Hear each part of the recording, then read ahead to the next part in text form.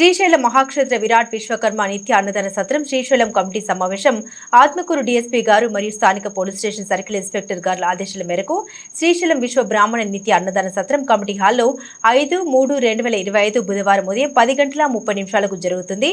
ముఖ్య అతిథులుగా ఆత్మకూరు డీఎస్పీ గారు, స్థానిక సర్కిల్ ఇన్స్పెక్టర్ గారు, స్థానిక రెవెన్యూ అధికారి, దేవస్థానం అధికారి, రిజిస్ట్రేషన్ అధికారి, ప్రస్తుత కమిటీ సభ్యులు, మాజీ కమిటీ సభ్యులు, రూమ్ దాతలు, అన్నదాన దాతలు, సత్రములకు సేవలు అందించిన వారు అందరి అభిప్రాయాల మేరకు నూతన కమిటీ ఎన్నికలు జరుగును. కావున ఈ కార్యక్రమంలో ప్రతి ఒక్కరూ పాల్గొని ఈ కార్యక్రమాన్ని విజయవంతం చేయవలసిందిగా కోరుతున్నామన్నారు.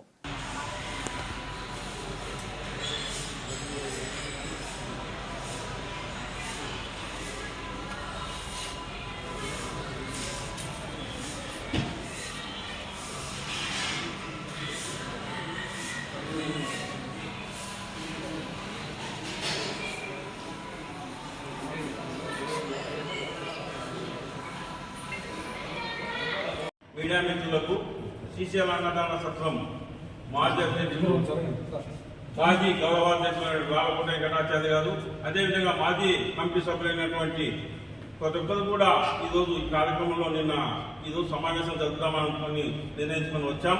కానీ మన మహాశివరాత్రి జరుగుతున్న సందర్భంలో మీటింగు జరపకూడదని మన డిఎస్పీ గారు చెప్పిన విషయం తెలిసారు.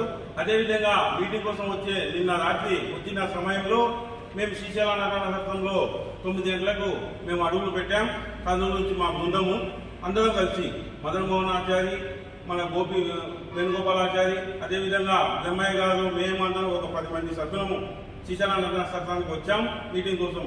అప్పుడు ఆ సమయంలో మన శ్రీశైలం అన్నదాన సత్రం నుంచి రికార్డులు పుస్తకాలు, మినిట్ పుస్తకాలు, రసీద్ పుస్తకాలు అన్నీ కూడా ఏపీ 27 1499 కాల్లో అన్ని జమ చేసుకొని తరలించడానికి సిద్ధమయ్యారు.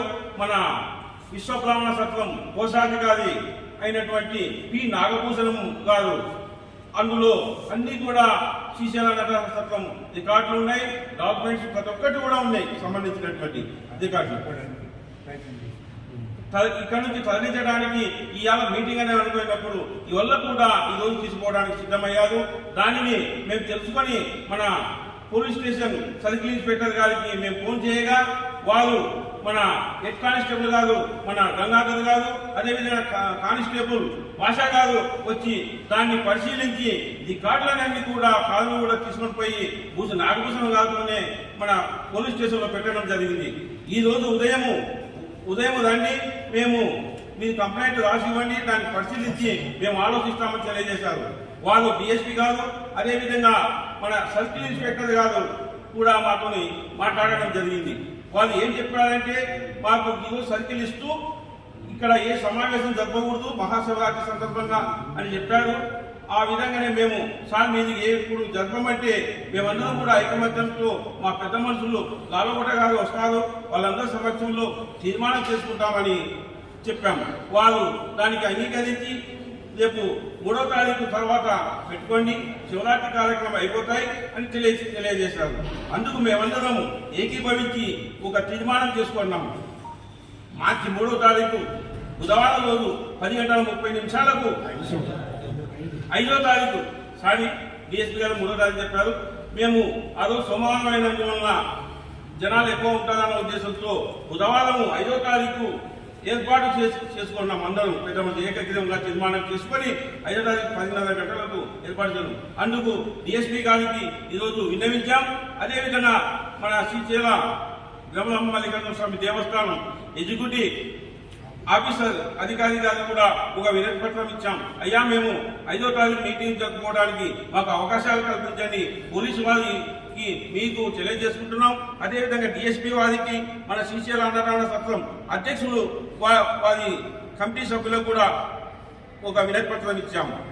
కావున రేపు 5వ తారీఖు రాష్ట్రంలో తెలంగాణలో కానీ ఆంధ్రప్రదేశ్లో కానీ విశ్వబ్రాహ్మణులందరూ కూడా 5వ తారీఖు వచ్చి శ్రీశైలం అన్నదాన సత్రం యొక్క నూతన కమిటీకి ఏర్పాటుకు మీ అందరి సహకారం, అందరూ ఐకమత్యంతో ఒక తీర్మానం చేయవలసిన మేమనే కోరుకుంటున్నాం.